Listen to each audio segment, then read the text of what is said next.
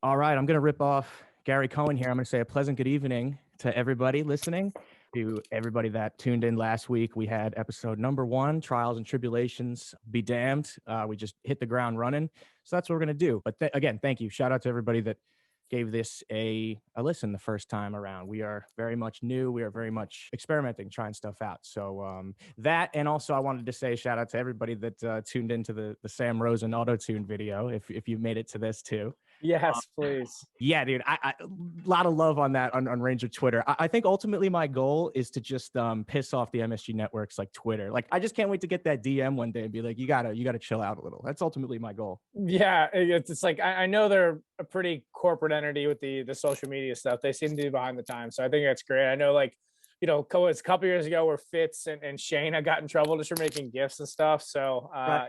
any chance to piss off the high ups there. Yeah, 100%. Let's get into it. Let's hit the meme music. Had some grade A looks, grade A looks, grade A looks. We had some grade A looks, 9 goals. grade A looks. We had some grade A looks, 9 goals. grade A looks. 9 goals by our friend Sam Rosen. But here's the formal intro to the podcast. I am your co-host Jake Albee, and my other host here, he's an assistant hockey coach at Newman University, D3 League. I'm reading from your Twitter bio just to. Oh, there you go. Yeah, but at Coach Connell on Twitter, I'm at every NYR goal. But how are you, first and foremost, after a week of interesting Rangers hockey? Very interesting week. Got to feel good, right? I mean, they probably should have won every game since we last recorded. I mean, that Friday game against Washington was tough, but a 9-0 win the last week on St. Patty's Day, nonetheless. Right. Right. Yeah. As hilarious and bizarre a hockey game I've ever seen. Even better that it was against Alain Vigneault. That's always nice to rub that one in there. Look, they played a good little stretch of hockey here. So I think overall, you're feeling good, and teams looks like Igor's around the corner and Kravtsov's here, which we'll touch on a little bit. So team's getting a little healthy, and look, if they're playing good hockey and could somehow work their way back into this, the run of things here, why the hell not? I like it. Yeah, I mean, they certainly had some grade A looks. Get us into gallery mode. There we are. Okay. Yeah, they absolutely. Let's dunk on AV a little bit. Okay. Absolutely, so please do. I said a little bit last week that the Flyers are a fake good team, but well, actually, maybe you can explain this better and in a more condensed way. Why, if you're a Flyers fan and you're somewhat new to Vigneault, why do you think Ranger fans resent him so much? Like in the simplest way you could possibly to. I mean, there's Lundqvist, there's Luongo, but ultimately, why do you hate him? Why do we collectively hate him? It's a great question. I think it's like the biggest thing is like, look, every coach has their like tendencies and their go-to guys, but the most important thing, and it's something as, I try to do as a young coach, working my way up the ranks and like you always want is, being transparent and being adaptable. And those two things he was not at all, right? It was the same answers every day. And like, he wouldn't like to get questioned. Okay, there's an ego check. But then like, just relying on guys, look, I mean, the 2016-17 playoffs is the one that really jumps out to me, right? Just relying on Howden and Staal and these guys when, pretty much giving away games in that Ottawa series, and he did it in the Montreal series too. I had my issues with him pretty much from the get-go, I gotta be honest, and I have tweets to bookmark to prove that if anybody wants that put out. He's just a frustrating guy as far as that goes, just the same old story, not changing it up. His power plays are always very frustrating, very stagnant, not a lot of movement. But I think mostly it comes down to roster decisions and how you put the lineup. And as a coach, that's probably you prep during the week, you do your film, you do your practice. But in a game, that's the best you could do, really, is you put together the best possible lineup in a position to succeed. And he pretty clearly never did that. So, and as we talked about in the past, generational goaltending has certainly helped him during his career, which I saw recently. I'm trying to find the stat that the Flyers are not getting that this year, especially from Carter Hart, which is another reason why I think they're struggling so much. Absolutely. Yeah. You could really see the difference when he doesn't have a superstar goalie. Yeah.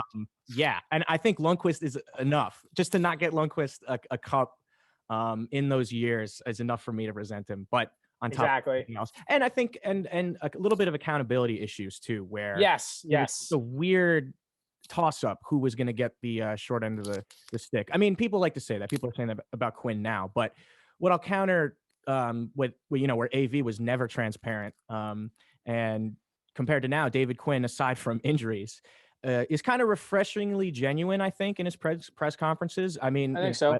It's hard to tell, but ultimately, like, I like the guy who's talking.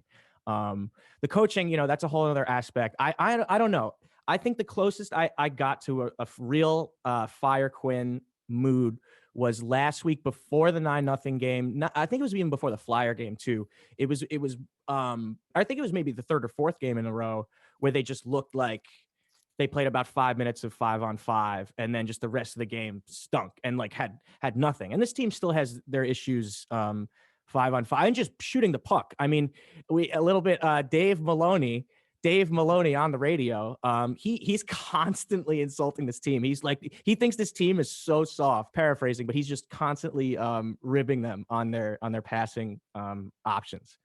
Because they have shooters. We've been saying this for like how many 25 years, the Rangers. So maybe we're crazy, but it just seems like they always pass it up, the opportunity when it's like time and place. Like you want to be patient and you want to create. And obviously, Valley is always talking about the broadcast, slot line pass, Royal Road. Like there is merit to that, right? But there's also like shoot to create, like, coming down and shooting hard, low pad and getting a rebound and crashing to the net.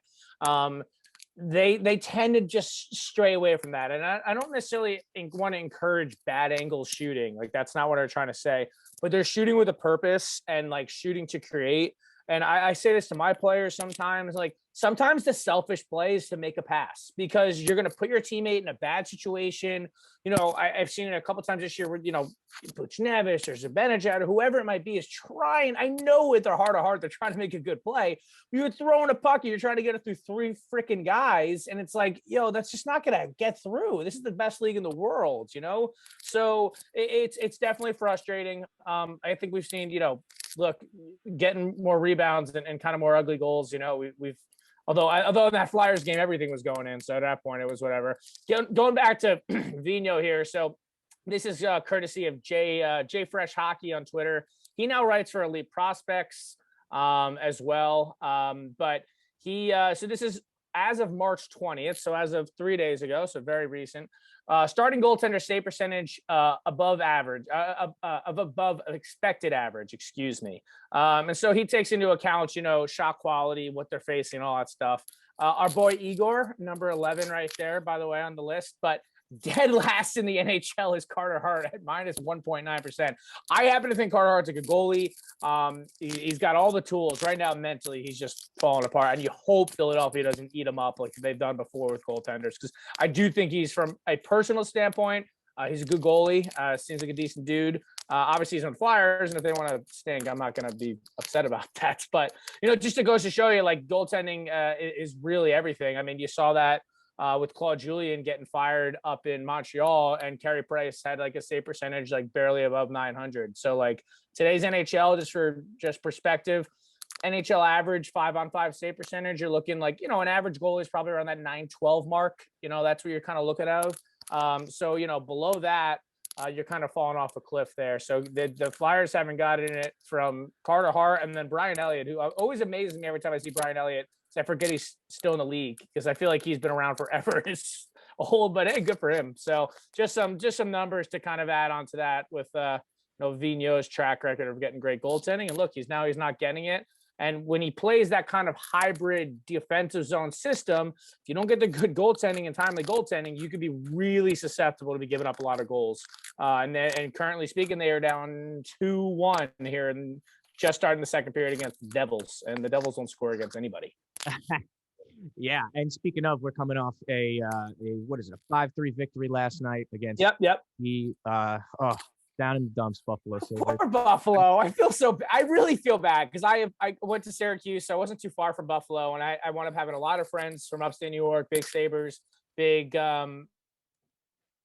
Bills fans and all that stuff. I truly feel bad, and they deserve better because it's a great sports town, and it's a town that's kind of coming back on the rise that struggled economically speaking for the last 20 years. So dude, they are a mess. It's the least motivated hockey team like I think I've ever seen. They're just two of those power. I think we had 2 power play goals at least yesterday. I believe so. Yep. Kreider had 2, at least the one, right? Mhm. 2. Kakko had 2. Yep.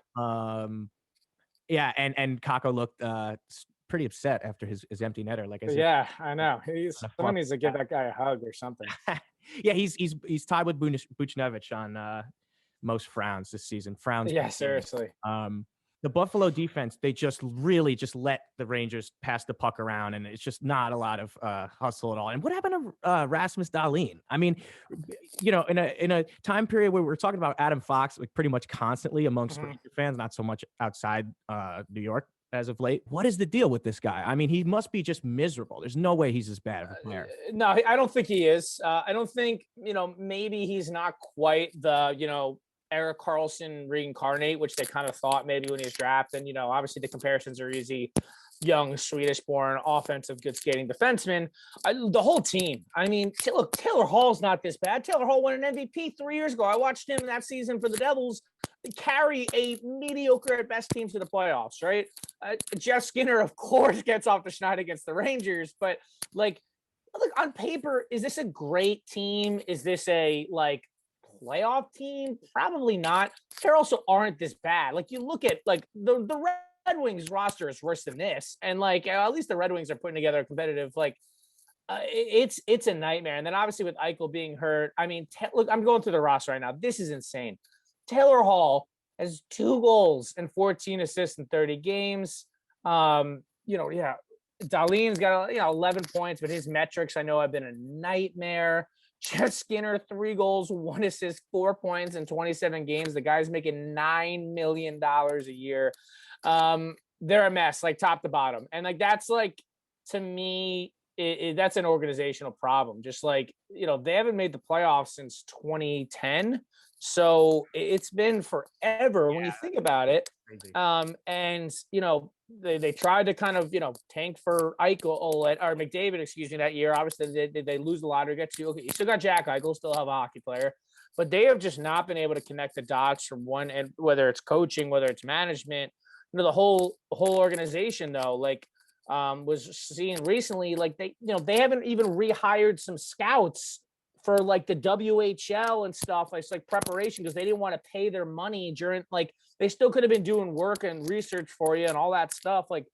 That is a heck of, I was saying in a group chat recently, in a normal year, this pandemic year has been crazy. In a normal year, even as a D3 coach, I'm traveling all over North America doing recruiting.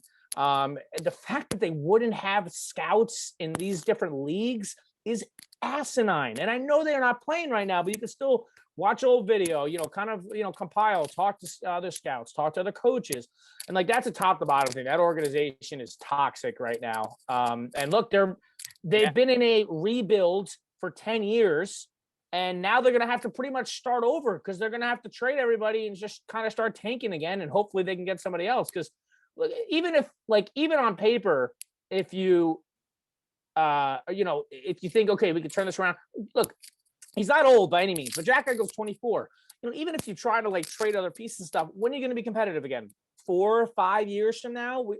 And now he's 28, 29. So you just wasted all the prime years of Jack Eichel. And look, you're seeing with Edmonton. I mean, at least they're making playoffs with Connor McDavid. But I know I've been on a bit of a rant there, but the Sabres frustrate the hell out of me because it's they've had some pieces here and they just that's an organizational failure. Top to bottom, an organizational failure. And you wonder if the Pagulas, who have done a decent job with the Bills, but they just can't seem to get out of their own way when it comes to the Sabres stuff. Especially as Mets fans, we've seen it. We've seen it. See how you can have. It doesn't matter who you have managing. Doesn't matter with the players. If you have bad ownership, if you have that's a culture. It's a standard. It's a culture, and culture is a great word. We use culture all the time. So culture is the word, and that's not just on the rink. Like I said, it's the front office. It's how they treated everyone at the pandemic. They fired all these longtime employees who were just working as hot dog vendors and stuff. It's a bad. And like you said, with the Mets, we've seen it forever, and thankfully we got Uncle Stevie coming in, but it's contagious. bad energy is contagious, and they're just a mess. Off the Sabres, back to the Rangers. I thought they played a good game. I was a little nervous giving up that 3-1 lead there. But they responded well. I think that's something too we can note. They've responded well to more adversity as of late. And I think we saw maybe earlier in the year they go down a goal or two and just be like, we're not going to come back here. I think we've seen a little bit more of that lately, which is a good sign. So you briefly mentioned Detroit there, and I just wanted to bring it up solely for the fact that there's a rumor going around right now that Marc Staal might actually be on the market. And guess who might pick him up? I know. I heard this. Elaine Vigneault. Yeah, I saw this. I was listening to the 31 Thoughts today with Elliot Friedman and Jeff Merrick, and Elliot brought that up, and he wrote it in his blog as well. So that'd be classic AV. That'd be hilarious just to piss off Flyers fans, and then they lose a playoff game because of him or something. And not to bash on Marc Staal, but it's just that's. Oh yeah, no, I love Marc Staal. I love Marc Staal for everything he did. Just one of those guys that it's father time, but I mean he's probably better than some that are still sticking around, but to be a valuable piece on like a contending team, that's not going to happen unless he's a 6 or 7D, which I mean, I guess if he's like fine, you want to have him in the room, he seems like a decent dude, like that's fine. But if you're gonna, with AV, we've seen him do it in New York. If all of a sudden Marc Staal is getting top 4 minutes and you're trying to make a playoff run, that's probably not the ideal. That wasn't a good thing 5-6 years ago. It's not going to be good now. Yeah. Oh, yeah. Speaking of coaches, so the Rangers, Chris Knobloch. How about Chris Knobloch? I mean, who knows if it's really him or if it's David Quinn on a Wally computer, iPad tablet thing from home. But he seems to be doing a good job. I mean, he lost 3 guys on the bench the other day, he said, but it's hard to say at this point if he's really doing anything or not. Yeah, I don't think you really can. Like, I'm just looking up his resume here, and look, he's been a coach for a long time. Started in juniors, started in the OHL. He's with the Flyers, did a lot of like junior hockey. So hopefully he's good with the young guys, and he seems to be doing well in Hartford. Hartford's been pretty decent this year. So, I don't know what to make of it. It's one of those things where he could. I don't know.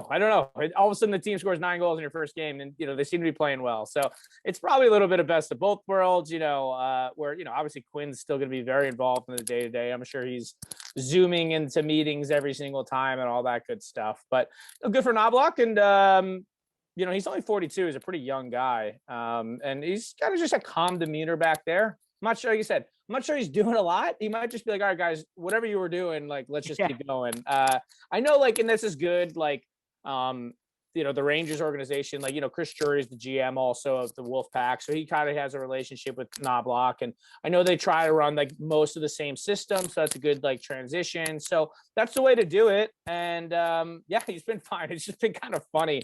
They're going into that game. They're oh yeah, all 3 of our coaches are not going to be on the bench. And you're like, oh shit, this could be very ugly. I don't know what this is going to be. And they scored 9 goals. You're like, whatever, forget it. Who needs coaches? Yeah, just to fuck with us, the Rangers. Exactly. Just throw a wrench in the washing machine, so to speak. Pretty hilarious. I would love to see a David Quinn watch along from home. Oh my God. Yeah, that's gotta be painful, man. He's probably just has that ever really happened? I mean, how often is a head coach really missing more than 1 game? Yeah, not a lot. I'm trying to even think of scenarios that would happen. I mean, I know last year Claude Julien didn't go to the bubble with the Canadians because he had whatever, the heart condition, and they were worried, which that makes sense. There's some scenarios, maybe some health stuff, family emergency stuff, but yeah, it's never been a long stretch of time. And Rangers really haven't put out any information as far as that goes, right? I don't think we really know when that could be. Yeah, I mean, I wouldn't be surprised if it's up to another week, but it seems like up in and off. I mean, Di Giuseppe's still out.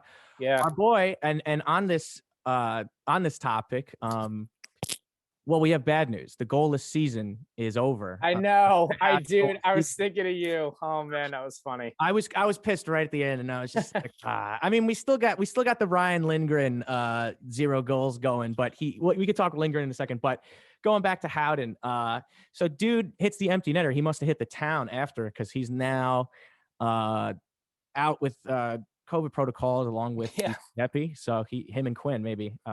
Yeah, where they were going out and having a few too many after the game and got exposed somewhere. I don't know. Yeah, dude, I always think which players, when they do score, get absolutely trash. And I'm thinking Brendan Smith is a guy that when he scores a biscuit, that he probably hits it hard. He's picking up a 12-pack on the way home, no doubt. Like Yeah. he's like, hey, we're getting after it tonight. Let's go. That's a great hypothetical. A guy who like I feel like would always hate it hard. I know he's a fly. Like Kevin Hayes is a guy. I was like Hazy's definitely just like boozing every night. It's like it wouldn't shock me at all. Yeah. You know, I'm trying to think. The Rangers are so young. You got to make sure they're of age. That's the big one here. You don't want to say someone to get in trouble. You know. That's right. That's right. I remember that's like the whole when Bryce Harper with the clown question, bro, and he was in Toronto and they're like, oh, you could drink here. You gonna drink? And he's just like, it's a clown question. Poor Bryce. Poor Bryce. Who knew that you know, the key to the Nationals getting a championship would be Bryce Harper leaving. Yeah, I know. I was so pissed when he went to the Phillies because I was like, finally we're gonna get this guy out of the freaking division. And then, you know, and then the Nationals win just to rub it in my face even more. If it's them versus the Astros, well, knowing what we know now, it's okay. It's cool. It's cool to see Zimmerman get a ring, I guess. Yeah, Zimmerman was always kind of like their version of like David Wright, obviously. So like I've always had respect for him. So yeah, we're turning into a baseball podcast before we know it here. Yeah, of course. I think we talked about Kakko a little bit. He had a couple goals last night. Kakko is still a Ranger Twitter darling. So I am not at this point yet. And it'd be very unrealistic to be. When is a real valid time to start criticizing high draft picks for at least not finishing their chances? Kakko is playing great in the corners right now. He's making a lot of plays, but I guess ultimately, when do you think the points should be there? It's a good question. I mean, he's still 19. You know, I still think he's got, look, and you've seen this happen. Or like, look, Nate McKinnon kind of took a few years to kind of get going there. There are guys like this. Draisaitl was that way as well. Obviously, McDavid, an Ovechkin, a Crosby, a Matthews, like those guys aren't normal, right? It's like when they came in, all those guys, and they just took the league by storm. There's some things I get concerned with Kakko is, and I for many reasons, I keep saying this. He reminds me in a lot of the way he plays, and I'm going to give one kind of a bit of a rip on both these players. He reminds me of Rick Nash a lot. And what I mean by that, he's got the size, he's got the frame. I think Rick Nash, and Kakko's only 19, so he's going to get a little stronger. He's going to put on more weight. I think Rick Nash is a better skater, but neither one of those guys were particularly good shooters. And what I mean by that is, their shooting ability, their capability of getting shots off and how long it takes for them to set up. Rick Nash is a classic wrist shot guy. Kakko kind of is too. And I actually brought this up last year on Rangers Twitter, and Dave Shapiro reached out to me from Blue Sea Blogs. That's how I started writing with them, because I talked about the way Kakko holds his hands. Now, he does a better job of it now, but he's going to make his money like he scored the goal the other night, I think in front of the net. He's got great in tight hands, but he's not a guy who's going to roll off the wing and snap one. He doesn't have a shot like Mika Zibanejad has, or, the best shot in the NHL right now is Austin Matthews for my money. He doesn't have that shooting ability, and maybe that's something you can kind of keep working on. He gets a little stronger. But, that's probably long term. And look, Rick Nash had a great hockey, career, but, that would mean your number 2 overall pick is capping out in his best years in like the 65-point range, which, look, is a good player, and you need those players. And I'm not convinced Kakko is, ever going to be, complete, point per game guy quite yet. Still there's plenty of time, but I think there's some things concerned. His skating is really what concerns me. And, he got into COVID, and you wonder where his lungs are with that, you know what I mean, come long term. So his skating and conditioning, I think, are the two things I notice when I watch him. As far as Lafreniere, he's his first year. Like it happens. Like, he was in a weird spot, didn't have a junior season that got canceled, didn't go to the World Juniors, didn't have a true training camp or preseason. So there's a lot of factors going against him. And I think in a traditional setting, he, probably would have, been able to finish up the Q playoffs last year, and then maybe the Memorial Cup, played a lot more hockey, gone to the junior camps, whether or not he played in the World Juniors or not, what the Rangers decided to do in that alternate universe. So I'm not worried about him yet. You could see it. He's another guy. His skating's never been his strength. He gets a little stronger and all that stuff. But I'd say, look, after, next year, and I'd say, after 3 full seasons, I think is an appropriate time to be like, okay, this isn't connecting and there's a problem. Once you're 21, 22, you're pushing that age. I think in today's NHL, that's when you're kind of starting to hit, like, the best players are hitting their peak between that like 22 to 26 range. So I'm not worried about either guy yet. I've had my critiques with Kakko. And I still think like Lafreniere could have sky's the limit potential. Kakko, I'm not quite as sold on. I'm with you on that one though. Yeah, I mean Lafreniere. I find myself constantly just watching him when he goes out there. It's just fascinating to watch a player come from this stage, and we're living it. We're hyper focusing on it because of who he's supposed to be. But you can see the hockey IQ's there, and it's there to the naked eye. It's just his instincts are good. It's not somebody where it's like you see Libor Hayek out there and you don't, his reflexes, I feel like his is just a couple seconds behind his brain. But exactly. That's why he's a #1 prospect. Speaking of young players, I know we wanted to touch on Kravtsov. Vitaly Kravtsov is coming on over. Now, I'll play the stupid casual fan that knows nothing. So I hear about this guy, that's coming over, and he's supposed to be this Russian superstar, another Ranger Russian superstar. What's the realistic expectation for Vitaly Kravtsov coming over for the short term and for the long term? Yeah, it's a good question to ask, right? Because his first little stint here in New York, wasn't great. Had his issues with Hartford, and look, when I know some people got into him on that, but look, he was a young kid, doesn't speak the language, total culture shock, coming all the way over. There's a lot of adjustments with these Russian players, and we've seen it. It took Tarasenko 4 or so years to get over here. It took Buchnevich about 4 years to get over here. So look at Artemi Panarin, who was obviously undrafted, so maybe didn't have quite the hype, but played in the KHL for a while. So that happens, and then it's an adjustment period. Kravtsov has unbelievable hands. He's got a wicked shot and offensive ability. Look, he's kind of undersized just from a weight standpoint. I'm looking him up here on Elite Prospects. Oh, it just had him. I just want to see what he's listed at. Look, I think it's reasonable to think this guy could be a top 6 winger in the NHL. He's 21, 6'2", so he's now 187. So he's definitely put on some weight. They have him on there because when he came over a couple years ago, I'm not even sure he was 170 pounds. He was skin and bones. He's got some size. He's a super skilled guy. You could see him. I don't want to say he's a blazer. I mean, with the Olympic size ice over in the KHL and Europe and stuff, you definitely see him having more time. But look, he had a really, really good KHL season. And I think he had a bit of a wake up call. Last year, he was in Hartford, he was in the KHL, got sent to the VHL, which is like the minor league for the KHL. So that was a bit of a what's going on. Had a great year, 24 points and 16 goals, 8 assists in this year with Tractor, his KHL team, 4 points in 5 playoff games. He's putting it together. What's reasonable for him? I'll be honest, with him compared to some of the North American players, I don't get to see a guy like him as much. I knew kind of a lot more about Lafreniere than I would have about Kravtsov or even Adam Fox or Miller, those guys. I think it's reasonable to expect that if he's playing on his game, he's a top 6 winger. Now, the Rangers got a log jam all over the place on winger. I'm still convinced, if you ask me, if they make a move for Eichel this summer, Kravtsov's got to be in the deal. That's where my head's at because he's still young. He's got a lot of, you're going to probably want a roster player, whether it's 2 first-round picks and then a high-end prospect and then be a B-level prospect. To me, this is the guy to do it because of his age, the position he plays, and what that selling point for the Sabres. Long term, if he stays with the Rangers, I'm not really sure. I think he's a little bit more of a pure kind of playmaker and skill on the puck than the Buchnevich. Buchnevich a little bit more of a kind of really developed into a great 2-way hockey player. I think that you're looking at that top swinger. That's what it is. Top 6 winger.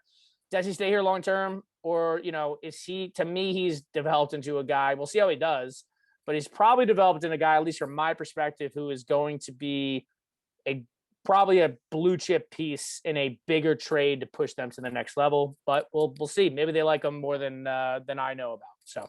So do you think if they're going to trade for Eichel, is that almost like a sort of a death sentence for maybe Buchnevich? I mean, I don't know if Do you pay Buchnevich? Like, first of It's a all, great question. That's another. do you pay him? Because I love him, I but love him too. I love him too. It this one depends might on what hurt. he wants. Yeah, Yeah. yeah. It really does. Like I'm not sure. Because like I said, you're getting this log jam. You're gonna have to pay Lafreniere at some point. Look, they have a ton of salary off the books, and they really aren't in salary cap any issues for the next few years. Like they're really not. It really until you need to give Adam Fox and maybe Lafreniere and Kakko their big contracts. So you got time. And look at this rate. Like even if Kakko like has a good next year, like he's not going to owe it be unless he goes next year and scores 95 points. You're not going to have to pay him his $8 million yet. So you could probably get him on a 5-year deal at $5 million or whatever it is. You know, I'm not a cap wizard by any means, but you know, they have time to make a decision. You know, can he convince Buchnevich for on a 4-year deal, or does he want that long term? You know, once it gets north of 4 or 5 years, now he's pushing into his 30s. It's tough. It's tough. I think the potential this offseason has so many questions to it, and it's really, can they make the big splash, or do they like, you know, do they sign a Ryan Nugent Hopkins to like a 3-year deal, who's a good hockey player, and they think Mika's can still be their guy?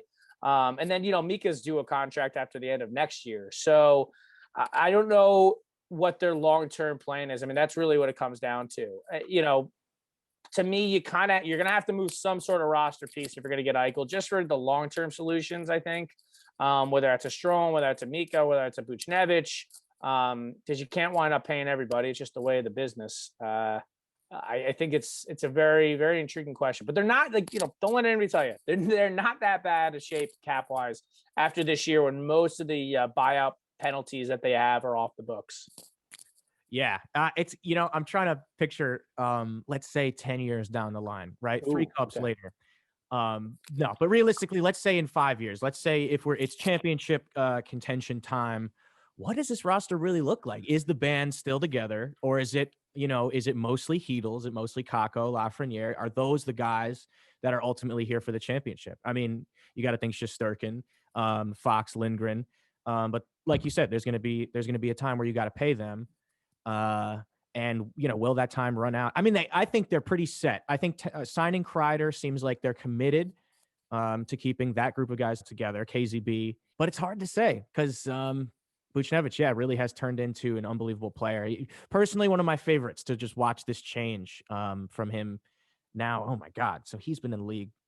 16-17 was his first year. Yeah, I have the jersey from that year. I got the 85 year patch, and that's how I'm like, oh, see, I am the real Buchnevich stan. When everybody, that's awesome. Him, I feel like the beginning of 1920, people were kind of like, this guy, you know, whatever. He's not a 90-point, you know, guy. So fuck it. But here, neck and neck with Panarin now. Exactly, and obviously Panarin has played less games, but he's been great. He's been arguably, when, you know, I think Panarin is up front, has been the best forward when he's in the lineup, but you know, for a guy who's been able to stay you know, healthy, and obviously Panarin had other issues to deal with, but he's been great. And look, I said the one benefit is he's an RFA for at least, you know, he's got another year of RFA eligibility, so they, at the very least, they can qualify him this summer, and then they could buy themselves some time, you know what I mean, to kind of make that decision. It doesn't have to be right away. Yeah, I'm looking at the cat friendly page right now, and I do this pretty often. Look, long term, the only guys that really committed to are, you know, Panarin, Kreider, and Trouba. Trouba and Panarin each have 5 years left after this year. Kreider's gonna have another 6 years, 7 years. So, right. You know, look, in a weird way too, you know, you hope Igor recovers here, and you know, if it's a groin, you don't want to mess around with that. Look, you kind of might have just, in a weird way, caught a break with Igor, because he's now not going to be able to play as much. He's not going to be able to demand as much money. You know, that's a guy who you're like, okay, well, actually now maybe we might have caught a break with it. You know, Filipino the same way, getting injured, like you're not going to have to pay him as much here. So if you sign some smart deals here, you know, the Rangers have always been kind of a bridge team. There's been a few exceptions to that. You know, Ryan McDonough, they didn't do a bridge with. They took a little break after the late 2000s mishaps, huh? Yeah, exactly. So, you know, they've largely been at, but, you know, look, for my money's sake, you know, they have options, and that's all you want. You have options. You know, another year of Strome and Zibanejad under contract. some good contracts here. Lafreniere is in good, 2 more years into this. And Strome, is there ever a dead man walking more than Strome? I feel like every time I see him, it's just he's just not going to be a Ranger the next time I see him. I know it's realistic, but it's just like, oh man, like this guy is such a good character guy for the team, but he's just not the right guy. I mean, unless, as a number one center, they got to get some more depth at center. Oh my God. I mean, that's it. Guy, then I saw a stat today that Strome and Barzal have the same amount of points, I think, since in the last 100 games. Yeah, they've had the same amount of points. Yeah, forgive me for whoever pointed that stat I out. know, I saw that too, and I missed it. But I'm like, that's interesting. I mean, Strome is such a fascinating player, man. It's like you see this guy play these top minutes, and he's somewhat of a responsible player, but there's these times he's out there, and you just want to scream at him because he's whatever. Yeah, he's been frustrating. Like, I'm not admittedly, but he's been good this year, and he's proved a lot of people wrong. I have no problem admitting that, including myself. I'm not the biggest fan. I'm not sure about long term, but like you said, look, right now he's fine. Like you said, we keep talking about the depth, and it's like, are you either going to make a splash to get like a true elite number one center? I think Eichel's that. We talked about it last week. Mika's been a lot better. He's getting better. You can kind of see him getting there. Obviously, 6 points in one period against that Flyer game. But you even look back to 2014 with the Rangers. Look, do they have an elite? Was Stepan an elite one center? Probably not. But their depth down the middle was great between Stepan, Richards, kind of both played that 1A, 1B kind of role. Ryan Boyle, Derek Brassard, and even that fourth line, like they had Dominic Moore too. So either one of those could play center. So they literally had 5 legit centers in their lineup, and one was always playing the wing. That works too if you could have that kind of depth. Right now, they don't have it. I mean, Heedle's still not really taking face-offs because he's recovering from the injury, whatever it was to his arm, or we're not really sure. But long term, and obviously we talk about Brett Howden all the time. Was the team 3-0 without him, or the penalty kill's the same? I don't know. Again, Rangers, shut us all up. Tell us what you see in this guy. Yeah, please. Whenever you're willing to put out a statement, we'll have you on the podcast. Whoever wants to come on, I don't care. We'll talk. I just want to know, and again, it's not hate. It's. I'm sure Brett Howden is a great dude. He's a smiley guy. He's a good looking dude. He's there, and I'm sure they're all friends with him. But what difference does he make? I don't know. Anyway, yeah, not much, except I guess one empty net goal a season. Yeah, prove us wrong, Brett. We've unjinxed just about everybody else in the last week. So it's true. We kind of did, actually. Just about everybody, 9-0 win. Oh, okay, so you briefly touched on Trouba. I kind of want to talk about it for a minute. It's hard to talk about Trouba without talking about the cap hit, but yeah. How expendable now is Jacob Trouba now that Adam Fox is everything Jacob Trouba probably should have been from the get-go? Yeah, that's like the thing that the Rangers could be kicking themselves on, like giving that contract to him. And then because, look, once again, like you maybe didn't expect to get Panarin, and then they got him. And then you didn't expect, you thought Adam Fox was going to be good. And then all of a sudden he's like a Norris caliber defenseman. Right. I think Trouba's been better of late. Once again, they're lucky that cap wise, he doesn't kill them.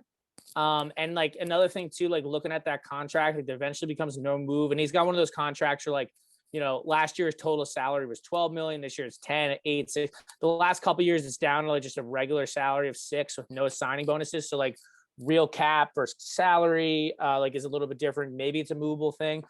Right now, it's not the end of the world, but it's not a good contract. And I don't think Jacob Trouba's a bad hockey player, but he's like a $4.5 million defenseman, $5 million defenseman, and he's being paid $8 million. That's the problem. Yeah, that's the problem. If that deal was even $6 million a year on the cap, you'd be like, all right. And he's clearly a leader in the room. Right. And I think he's been better too of late, kind of taking on a little bit more of a role. And you'll see that sometimes when there's injuries and guys got to kind of step up to the plate, and all that good stuff. Like sometimes more playing time helps you kind of just work out the kinks, So he's a guy who I like on a personal level. Long term, I'm not sure, but like I said, they're not in terrible dire straits. At least probably for another 3 or 4 years. Hopefully by then he's either, kind of figured it out and been a bit better, or worst comes to worst, maybe he's moving. Wow, hold on. The Flyers are down 4-1 at the end of the second. Losing 4-1? 4-1 to the Devils. Oof, that's not. There you go. Yeah, I can't wait to watch the replay of that. Oh gosh. Yeah, but I think you're totally right. I actually really do like Jacob Trouba. I think playing in a role on a good team, would be great to have. I guess they just felt that they needed a real rock. Yeah. Guy who was younger. They had Staal and Girardi.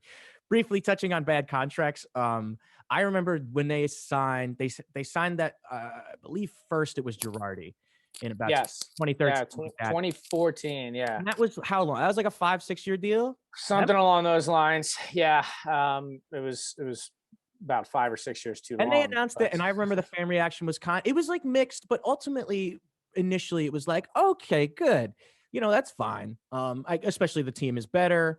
Looks like things are on the upswing. We're gonna have a championship window here, but I guess this following season they just Control C, Control V, Marc Staal, and that is when everybody was like, that's an interesting contract. Marc Staal hasn't looked like himself for about 3 years now. We're going to give him a 6-year or 7-year deal, whatever it was, that he's still riding out in Detroit. Those are some bad contracts, but yeah, I like Jacob Trouba, man. I did too. He's it's fine for now. I'm not like too concerned about it. The offense could definitely be a little more there, considering that's supposed to be one of his specialties. But we have to keep taking this into account that Pionk was not that great when they traded him. No, they weren't. And like you think about that trade, it was like so what they got Lemieux and the first for Hayes, and then they just traded Pionk and that first back for Trouba. So if you think of like Lemieux, like it was basically Lemieux and Trouba for 12 games of Kevin Hayes and Neil Pionk. So you probably win that trade, especially if you weren't going to sign Hayes long term. Just real quick here, I went on the cap friendly. So that deal that here's the thing, and I've said this before about both Marc Staal and Dan Girardi. Had neither one of them signed these last 2 contracts with the Rangers, they would have been cult heroes. They would have been remembered fondly. They would have been, already were good hockey players for the Rangers. They were. Marc Staal free the injuries. Dan Girardi as an undrafted free agent to come in and play 6-7 years for the Rangers there. Like they would have been unsung heroes. But then they do these contracts. This is Girardi's first. So he signed it on February 28, 2014. So it started in 14-15 and was supposed to go till last year into the buyout. 6 years, $33 million. Full no movement for the first 3 years and then a modified at the end. Mm-hmm. And then the next year, January 18, 2015, Marc Staal, 6 years, 34.2. 5.7 on the cap, no movement clauses there. So, and the other frustrating thing there is obviously, hindsight, not signing Anton Strome and then, trading for Keith Yandel, which is back into an AV point here. And then pretty much, they could have just given that money to Keith Yandel, who's still Keith Yandel scored 50 freaking points last year. So hindsight's 2020. I get it, but I think people were nervous about those contracts from the get-go, and we were largely right. Remember how excited we were about a full season of Yandel, and then he got AV'd out the. What if he's on the third pair? He's maybe on the second power play unit. I don't know exactly. I loved Keith Yandel, man. That guy's a player, and real solid NHL veteran that they could have kept around for longer, but. I guess what was the alternative? So he was in 60. He was here for the full season, 15-16. Yeah, put up 49 points or something like that. I think he had 742. It was good. It was a good player. I think back to that that year. What went wrong? I mean, I guess you could definitely go back to the full circle AV thing. But ultimately, what did that team in? It was kind of a similar team to the year before, but did they lose any key pieces? I'm trying to think of.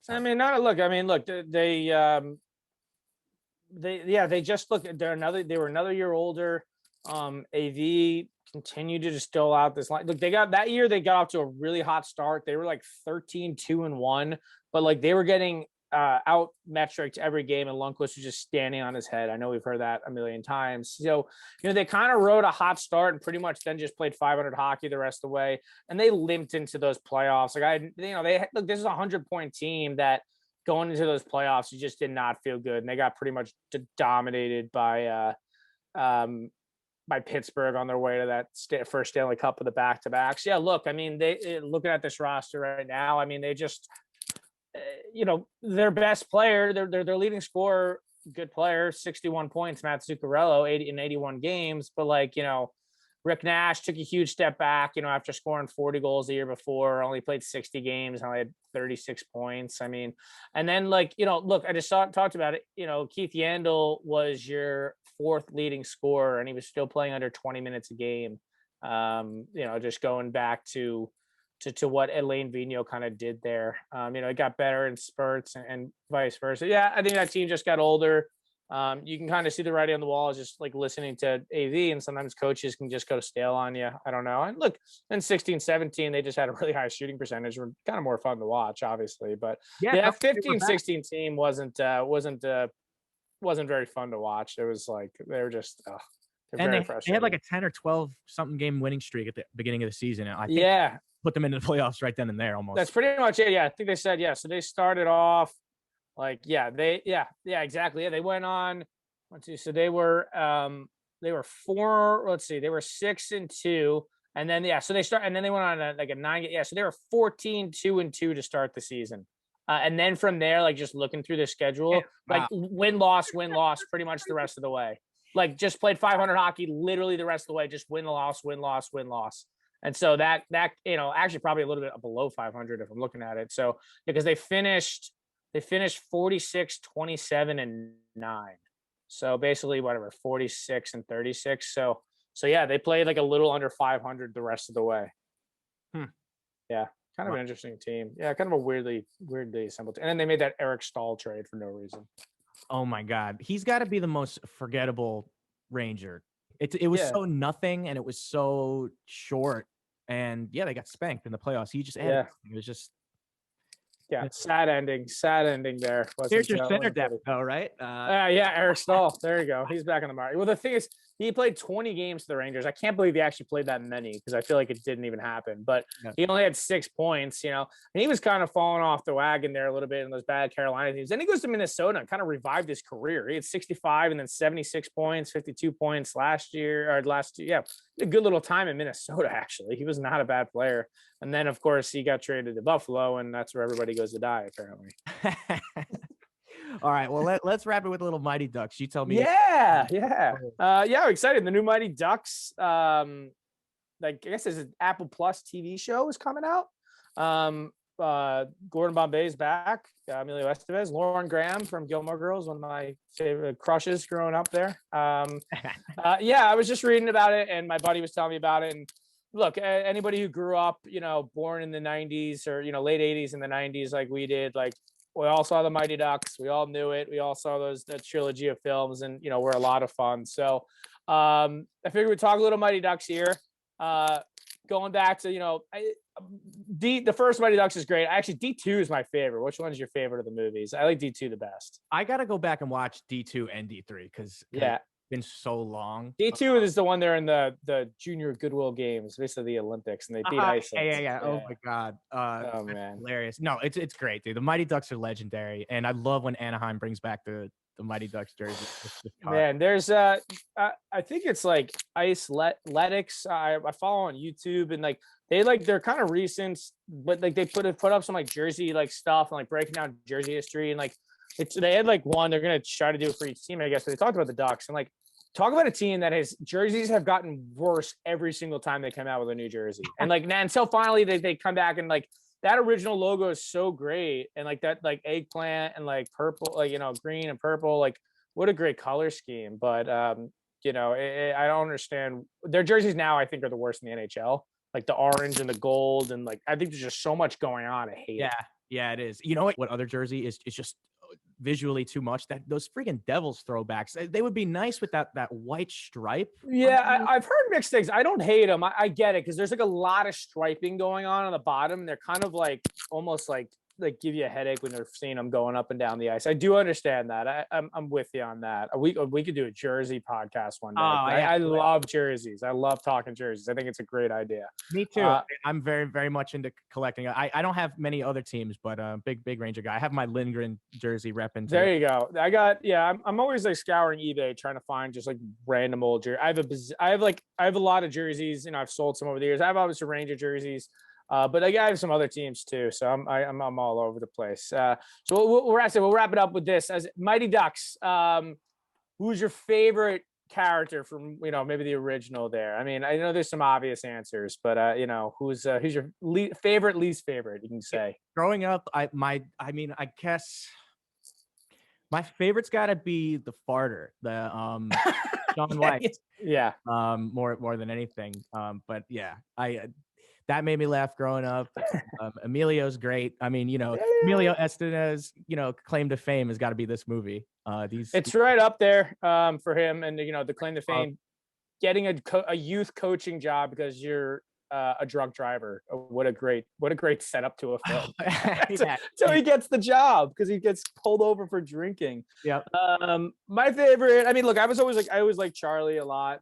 Shout out Connie Moreau though. She was a good player. I liked Connie. I liked Connie. She was good. And being Connie, I kind of liked it there a little bit too.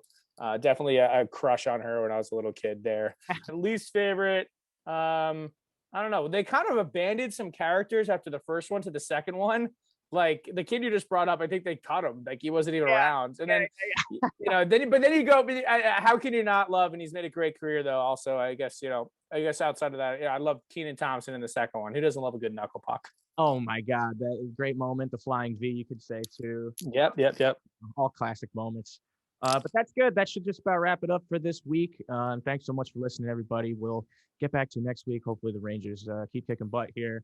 We shall see. One last dunk on AV. We'll keep the music going just as we get out of here. Thanks so much, guys. Have a good one. Again on the train. Wow, what a night for the Rangers last night at the Garden. The Rangers scoring 9 goals. 9 goals. This is the score sheet from last night's game. I'm still reading it over to get all the information, but it couldn't have been better. The team exploded in the second period.